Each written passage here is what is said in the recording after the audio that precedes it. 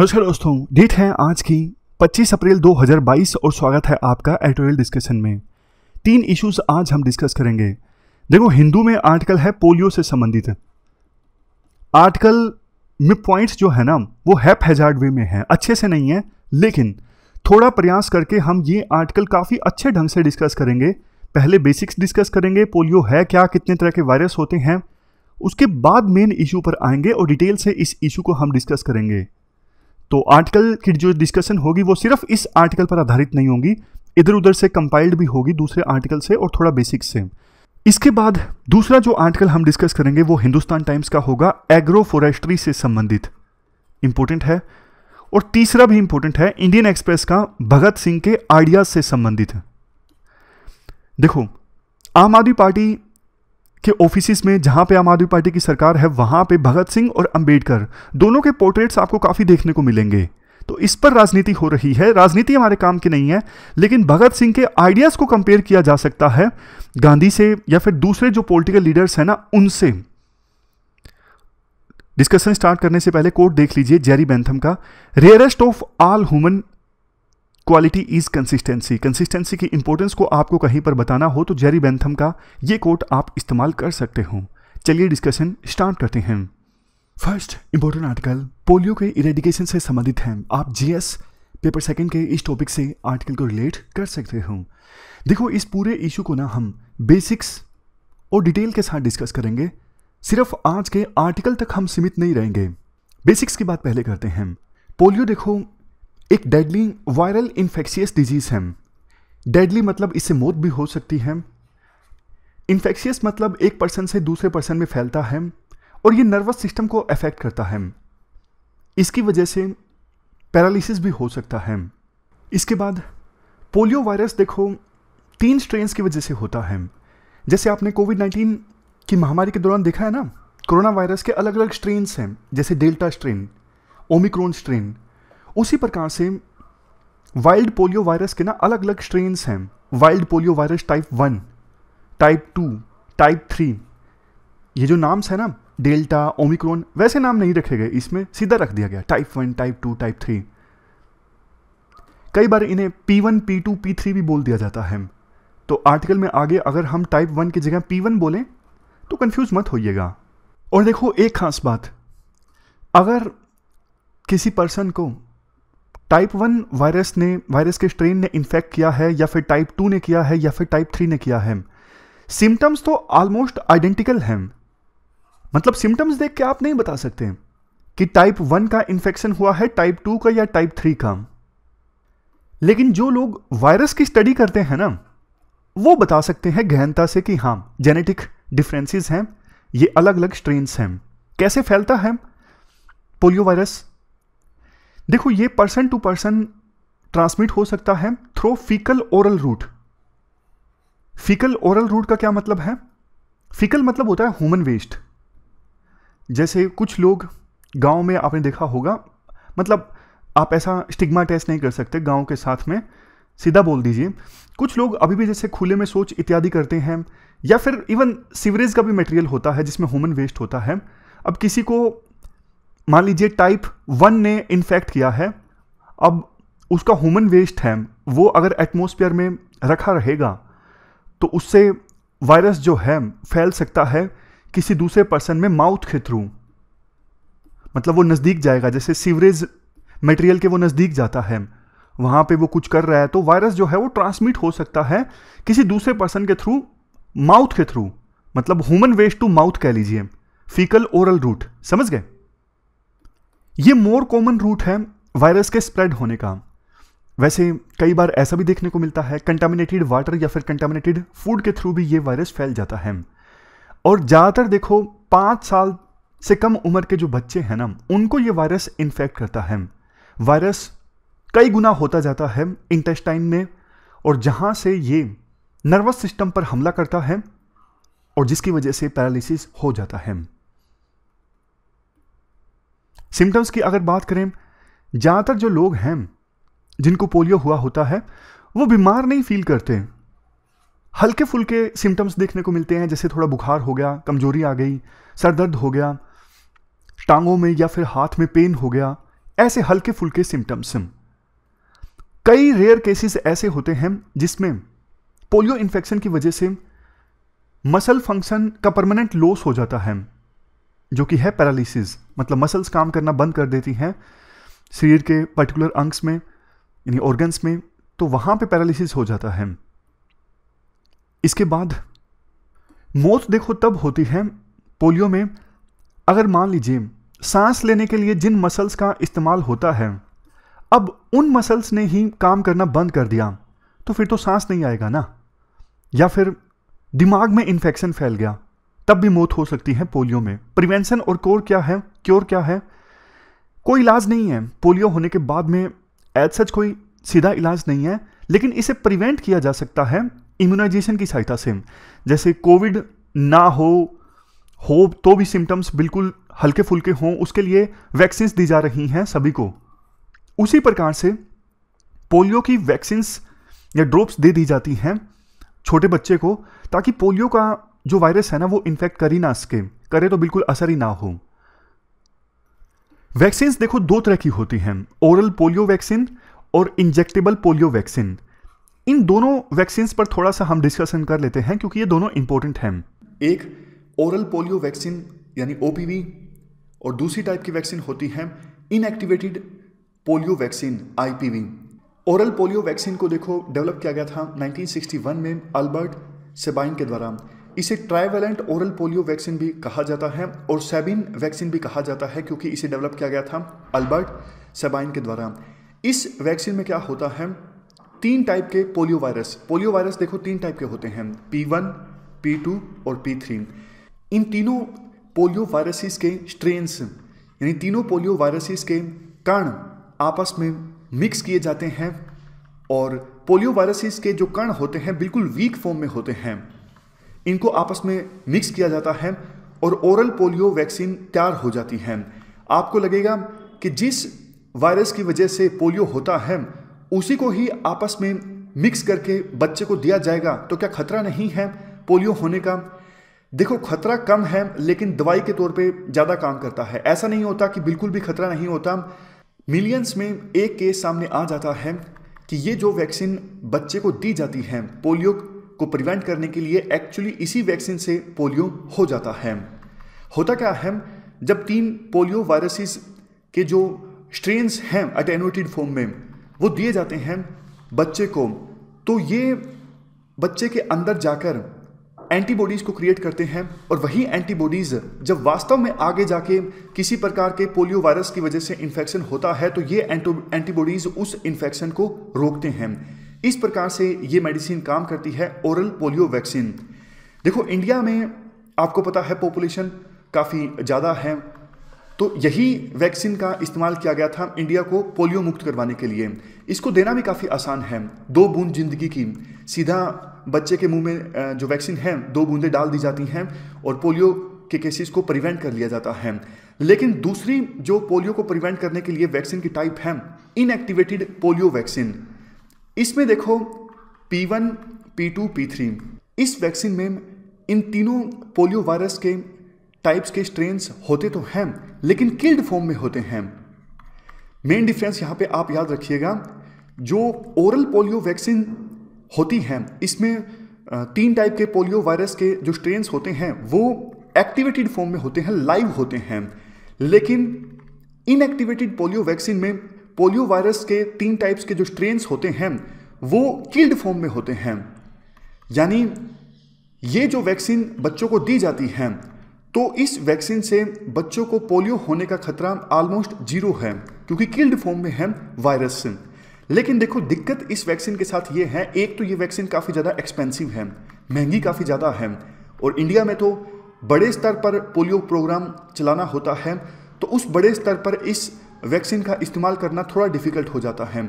और इस वैक्सीन को मतलब बूंद ड्रॉप्स के तौर पर नहीं दिया जा सकता, इंजेक्शन लगाना पड़ता है, तो ट्रेंड हेल्थ वर्कर्स की आवश्यकता है। जो पहले वाली वैक्सीन है इसमें तो 2 बूंदें देनी होती है बच्चों को, अगर हेल्थ वर्कर्स ट्रेंड नहीं हैं तो भी काम चल जाता है, क्योंकि 2 बूंदें तो बच्चों को कोई भी पिला सकता है। लेकिन जो ये वैक्सीन है इसमें इंजेक्शन लगाना पड़ता है, और इंजेक्शन ट्रेंड हेल्थ वर्कर्स लगा सकते हैं, तो ये प्रॉब्लम है। इस प्रकार से आपने वैक्सीन्स के बेसिक्स तो समझ लिए। अब देखो एक और चीज़ आपको बताता हूं जो अब आपको ढंग से समझ में आएगी। एक होता है वाइल्ड पोलियो वायरस और दूसरा होता है circulating vaccine derived polio virus.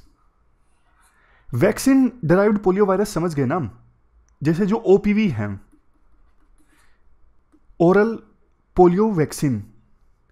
अब इसमें क्या है, एक सेकंड रुकिए।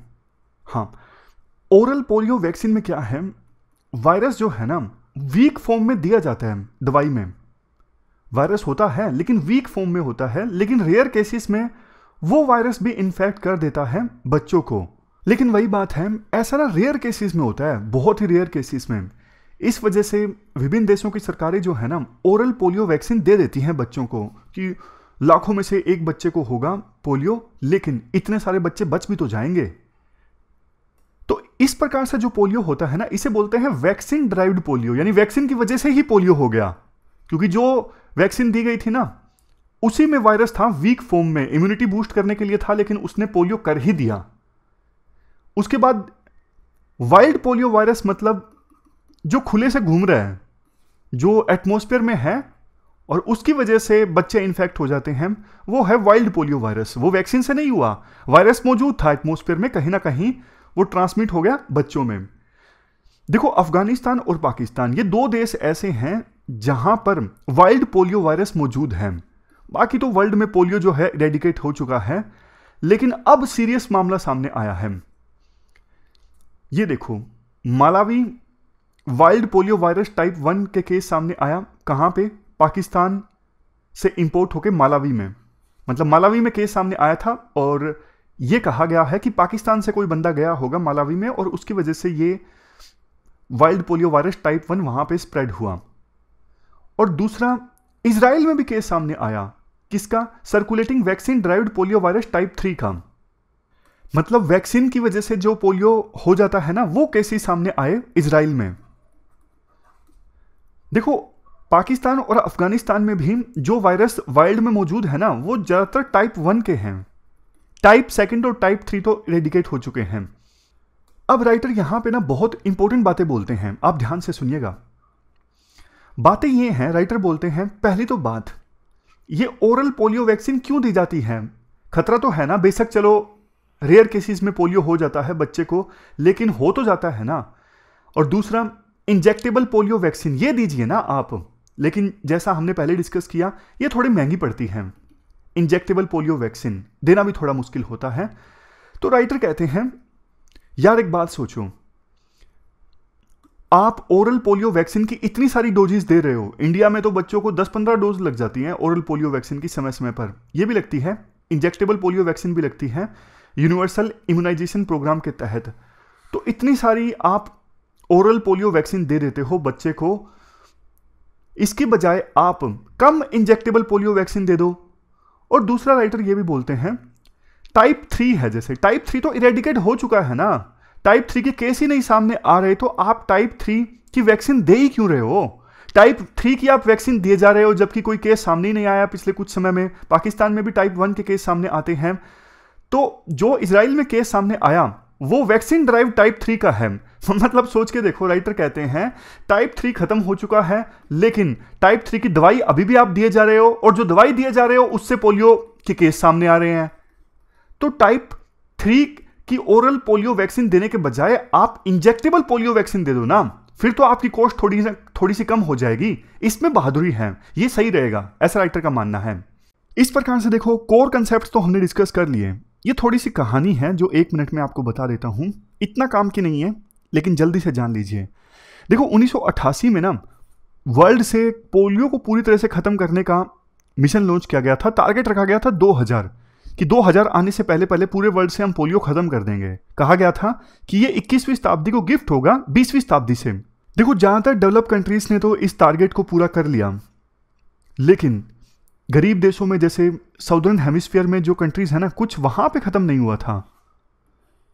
WHO ने बहुत पैसा खर्च किया, NGOs ने भी बहुत पैसा दिया, जैसे बिल गेट्स ऑर्गेनाइजेशन है, रोटरी इंटरनेशनल, अमीर देशों ने भी पैसा दिया। आज के समय में WHO एक साल में ऑलमोस्ट $1 बिलियन खर्च करता है पोलियो को ख़त्म करने के लिए, कम अमाउंट नहीं है, लेकिन फिर भी पूरी तरह से पोलियो वर्ल्ड से अभी ख़त्म नहीं हुआ है। पाकिस्तान, अफगानिस्तान में तो वाइल्ड फॉर्म में भी मौजूद है, लेकिन अब इजराइल में, मालावी में केसेस सामने आना ये चिंता की बात है। विभिन्न देशों को एकजुट होना होगा इस पोलियो की खतरनाक बीमारी को पूरी तरह से वर्ल्ड से मिटाने में। तो ये पूरा आर्टिकल हमने डिस्कस किया, चलते हैं आगे।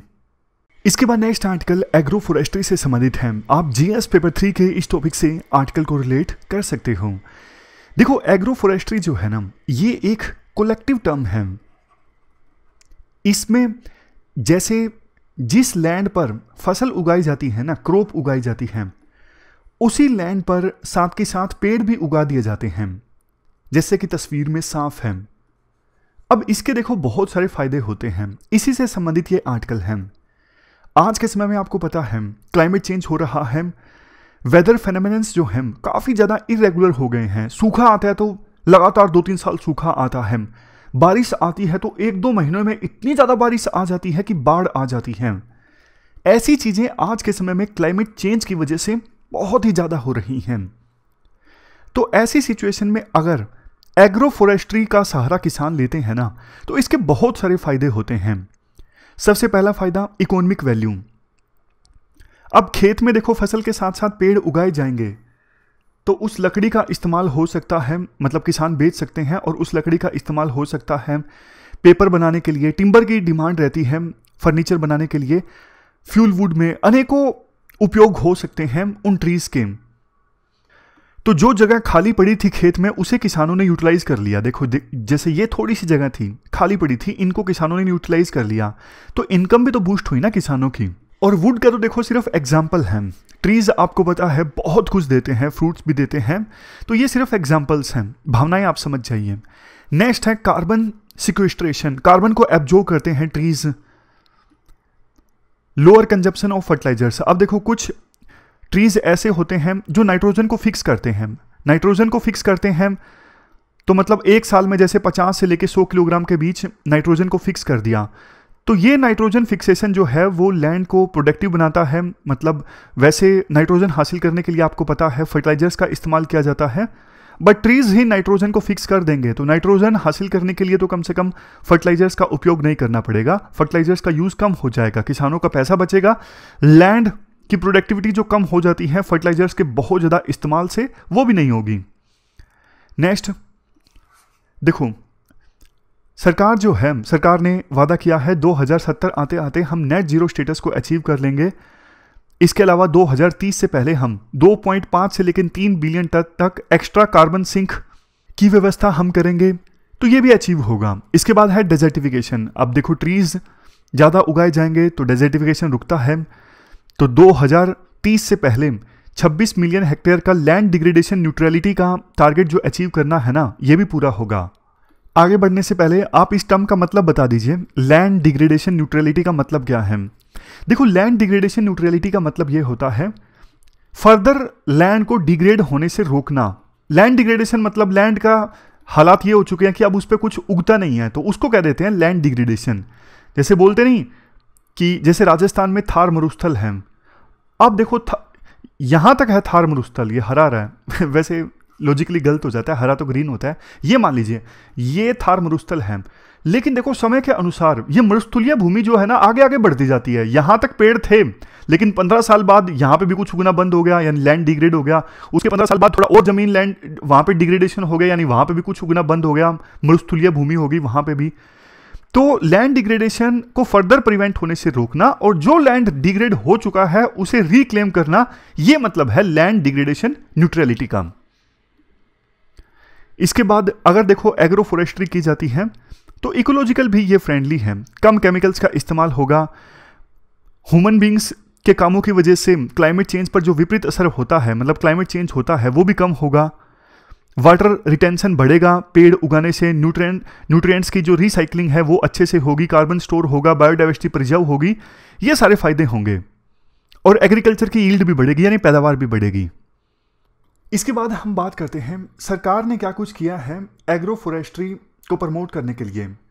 देखो 2014 में इंडिया पहला ऐसा देश बना जिसने एग्रो फॉरेस्ट्री पॉलिसी को अपनाया जिसका नाम है नेशनल एग्रो फॉरेस्ट्री पॉलिसी।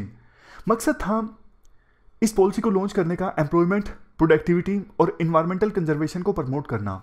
उसके बाद 2016 में इस पॉलिसी के अंतर्गत सरकार ने एग्रो फॉरेस्ट्री के लिए 1000 करोड़ रुपए भी एलोकेट किए और एक स्लोगन भी दिया था, हर मेड़ पर पेड़, मतलब हर फील्ड बाउंड्री पर पेड़ होना चाहिए। 2022-23 के यूनियन बजट में देश के फाइनेंस मिनिस्टर ने अनाउंस किया कि गवर्नमेंट अब एग्रो फॉरेस्ट्री को प्रमोट करेगी। लेकिन देखो बहुत सारे इश्यूज हैं एग्रो फॉरेस्ट्री को प्रमोट करने में, जैसे फार्मर्स के पास ना इंफॉर्मेशन नहीं है कैसे ट्रीज को उगाया जाए, कौन से ट्रीज को उगाया जाए, क्या क्या फायदे होंगे। और एग्रो फॉरेस्ट्री के अंदर कैटेगराइजेशन भी काफ़ी ज़्यादा संदिग्ध है, मतलब कि बहुत समय तक ना पता ही नहीं चलता था सरकार को या फिर किसानों को कि कौन से सेक्टर में ये आता है, एग्रो फॉरेस्ट्री में आता है या फिर एग्रीकल्चर में आता है। अब जो चीज़ आपको पता है ना किसी भी सेक्टर में ना आए फिर थोड़ा सा वो इग्नोर हो जाती है, वैसा ही एग्रो फॉरेस्ट्री के साथ हुआ, क्योंकि ना तो पूरी तरह से ये एग्रीकल्चर के अंदर आता था ना ही फॉरेस्ट्री के अंतर्गत, और मूवमेंट नहीं बनी। मूवमेंट मतलब जैसे मिल्क रेवोल्यूशन है, ग्रीन रेवोल्यूशन है, वैसे एग्रो फॉरेस्ट्री एक रेवोल्यूशन नहीं बन सका, मूवमेंट नहीं बन सका। नेक्स्ट है फाइनेंशियल कंस्ट्रेंट्स। अब देखो क्रॉप्स उगाने के लिए किसानों को क्रेडिट मिल जाता है, लेकिन इसको लेके भी सवाल उठते रहते हैं कि किसानों को बैंकों से नहीं मिलता, लोकल मनी लेंडर से लेना पड़ता है बहुत से किसानों को। लेकिन एग्रो फॉरेस्ट्री के लिए तो लोन मुश्किल से मिलता है काफ़ी ज़्यादा। और मान लीजिए किसानों ने पेड़ उगा भी दिए तो लोकल लेवल पे उस पेड़ के प्रोडक्ट्स को बेचना ये भी एक बड़ी चुनौती है, मार्केट नहीं अवेलेबल हो पाती अच्छे से। नेक्स्ट, ज़्यादातर किसान तो हमारे देश में छोटे और मंझले हैं जिनके पास 2 हेक्टेयर से भी कम की भूमि है, तो इतनी कम भूमि में पेड़ों को उगाना कई बार बेनिफिशियल नहीं होता। अब बात करते हैं क्या किया जा सकता है। देखो सबसे पहले तो फाइनेंशियल सपोर्ट दी जाए, ना सिर्फ शेड्यूल कास्ट और शेड्यूल ट्राइब के फार्मर्स को बल्कि सभी फार्मर्स को। और दूसरे नए मैकेनिज्म्स निकालने चाहिए उनको हेल्प करने के लिए, जैसे पेड़ उगाने से कार्बन सिक्वेस्ट्रेशन होता है, कार्बन एब्जॉर्ब होती है, तो ऐसा मैकेनिज्म होना चाहिए कि वो कार्बन को भी ट्रेड कर सकें। मतलब इतने पेड़ उगाए हैं, इतना कार्बन एब्जॉर्ब हो रहा है, तो इसके उन्हें कुछ पैसे मिलने चाहिए। टेक्निकल लैंग्वेज में बोले तो कार्बन ट्रेडिंग में उनको शामिल करना चाहिए। और क्रेडिट की हमने बात की, क्रेडिट उनको मुश्किल से मिलता है तो क्रेडिट भी मिलना चाहिए।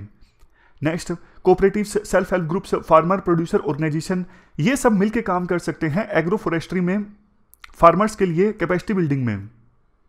नेक्स्ट, अभी देखो काफ़ी सारे कानून जो है ना वो थोड़े अनफेवरेबल हैं, जैसे पेड़ों को काटना अपराध है, लेकिन एग्रो फॉरेस्ट्री में जो पेड़ किसान खुद ही उगा रही हैं वो काट सकें, इससे संबंधित चीज़ों पे ना बिल्कुल क्लैरिटी होनी चाहिए। जैसे बैम्बू को काटना कई सारे एरियाज में कुछ सालों पहले तक अपराध हुआ करता था क्योंकि बैम्बू ट्री हुआ करता था, लेकिन सरकार ने 3-4 साल पहले की बात है बैम्बू को ट्री की श्रेणी से हटा दिया। अब बैम्बू एक प्लांटेशन है तो इसको काटा जा सकता है। अब देखो किसान जिस चीज़ को उगाएंगे उसको काट ही नहीं सकते, तो फिर तो मतलब वो सोचेंगे ना कि हम तो फंस गए कि खेत में पेड़ उगा दिए लेकिन अब उसको हमारी मर्जी से हम काट नहीं सकते, काटेंगे तो सरकार पेनल्टी लगाएगी, सजा भी हो सकती है, तो फिर वो क्यों उगाएंगे। तो इस संदर्भ में ना पॉलिसीज बिल्कुल क्लियर होनी चाहिए। सरकार खुद एग्रो फॉरेस्ट्री रिलेटेड इंफ्रास्ट्रक्चर है ना उसको प्रमोट करे। सबसे लास्ट पॉइंट है, साइंटिस्ट और रिसर्चर्स भी location specific tree based technologies पर रिसर्च करें, डेवलप करें, ताकि उसका फायदा किसान उठा सकें। ये पूरा आर्टिकल हमने डिस्कस किया एग्रो फॉरेस्ट्री से संबंधित। चलते हैं आगे। इसके बाद नेक्स्ट आर्टिकल भगत सिंह के आइडियाज से संबंधित है। आप जीएस पेपर 1 से इस आर्टिकल को रिलेट कर सकते हो। देखो आपको याद जरूर होगा 2011 में जब अन्ना आंदोलन चला था ना, तो जिस मंच पर अन्ना बैठा करते थे उसके पीछे गांधी की ये बड़ी बड़ी फोटो लगी होती थी और लोगों ने ये कहना भी स्टार्ट कर दिया था कि अन्ना जो है वो दूसरा गांधी है। तो उसकी अन्ना मूवमेंट की लिगेसी किसने इनहेरिट की? आम आदमी पार्टी ने। लेकिन अगर आपने पिछले दिनों एक न्यूज़ पे ध्यान दिया हो, आम आदमी पार्टी अपने प्रोग्राम्स में, पार्टी ऑफिस में, इवन जहां पर सरकारें हैं जैसे पंजाब और दिल्ली, वहां पे अंबेडकर और भगत सिंह इन दोनों की फोटोज जरूर लगाने लगी हैं। अब देखो इस आर्टिकल में जैसा मैंने आपको शुरू में भी बताया थोड़ा पॉलिटिक्स है। पॉलिटिक्स मैं आपको बता देता हूं ताकि आइडियाज़ आपको अच्छे से समझ में आ जाएं। पॉलिटिक्स हमारे कोई काम की नहीं है, लेकिन आइडियाज़ समझने के लिए पॉलिटिक्स काम की है। देखो, आम आदमी पार्टी को ऐसा लगता है कि गांधी के नाम से ना आज के समय में वोट नहीं मिलते, इसलिए आम आदमी पार्टी ने गांधी को छोड़ दिया और भगत सिंह, अंबेडकर, इन दोनों महान हस्तियों को अपना लिया, क्योंकि आम आदमी पार्टी को लगता है कि भगत सिंह के नाम पे वोट मिलेंगे। भगत सिंह नेशनलिज्म का प्रतीक है, मतलब उन्होंने अपने प्राणों की आहुति दे दी देश को आज़ाद करवाने के लिए। तो इस भगत सिंह ज़्यादा पॉपुलर हैं यूथ में, इसलिए इनके नाम पे ज़्यादा वोट मिलेंगे, ये सब राइटर का मानना है। तो देखो, इसके बाद राइटर ये भी बोलते हैं कि आम आदमी पार्टी ने ना ठीक से भगत सिंह के विचारों को स्टडी नहीं किया है। अब हम भगत सिंह के विचार स्टडी करते हैं। अब समझ गए पॉलिटिक्स, इसलिए हमने डिस्कस की कि आपको ना कंटेक्स्ट समझ में आ जाए कि किस कंटेक्स्ट में हम ये सब डिस्कस कर रहे हैं। तो वो बोलते हैं भगत सिंह के विचार देखिए, वो तो दिल से सेकुलर थे, मतलब उन्होंने तो बुक भी लिखी थी कि मैं एथिस्ट हूँ, वाई आई एम एथिस्ट, मैं नास्तिक क्यों हूँ, मैं भगवान को क्यों नहीं मानता, पूरी बुक उन्होंने लिखी। वो कहते थे कि रिलीजन जो है वो तो पर्सनल बिलीफ है। दंगे हुए थे, कम्युनल राइट्स जब हुए थे, तो उन्होंने एक आर्टिकल लिखा था कि देखो, अगर कोई हिंदू है या सिख है, सिर्फ दूसरे व्यक्ति को इसलिए मार सकता है कि वो मुस्लिम है, उसी प्रकार से कोई मुस्लिम सिख या हिंदू को इसलिए मार सकता है कि उसका धर्म सिखिज्म या फिर हिंदुइज्म है। ये कितना गलत है। धर्म के पॉलिटिक्स के सख्त खिलाफ थे भगत सिंह, मतलब जैसे गांधी हैं।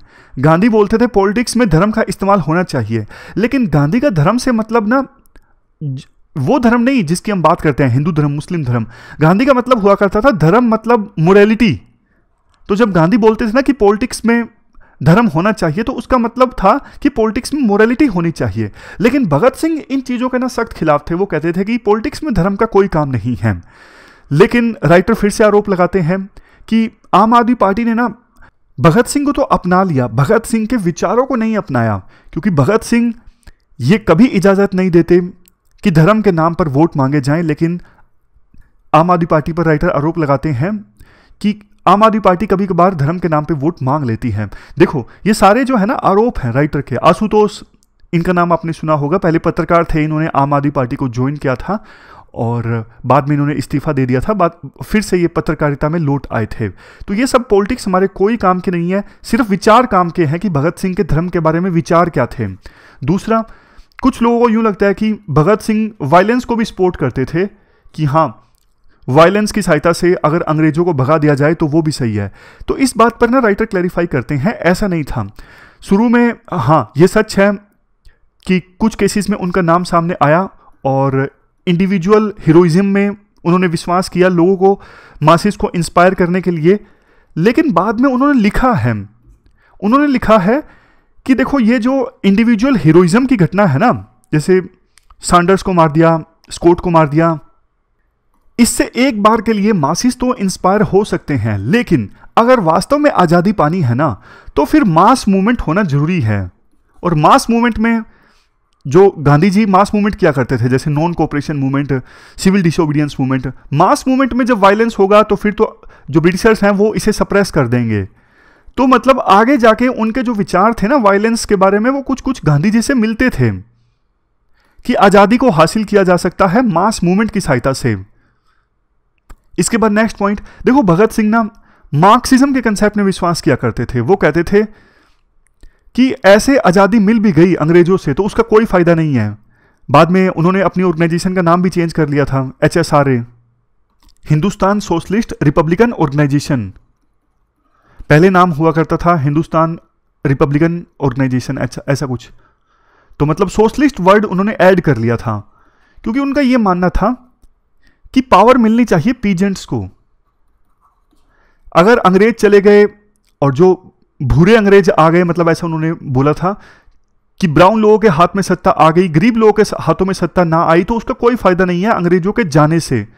तो वो सही मायने में आज़ादी दिलवाना चाहते थे लोगों को। तो ये उनके कुछ विचार हैं, हमने डिस्कस किए। आज तो आर्टिकल्स में इतने ही थे, हालांकि कभी मौका मिलेगा थोड़ा और डिटेल से स्टडी करके ज़्यादा डिटेल से भगत सिंह के हम विचार डिस्कस करेंगे। फिलहाल आज की डिस्कशन में इतना ही है। Thank you very much for discussion.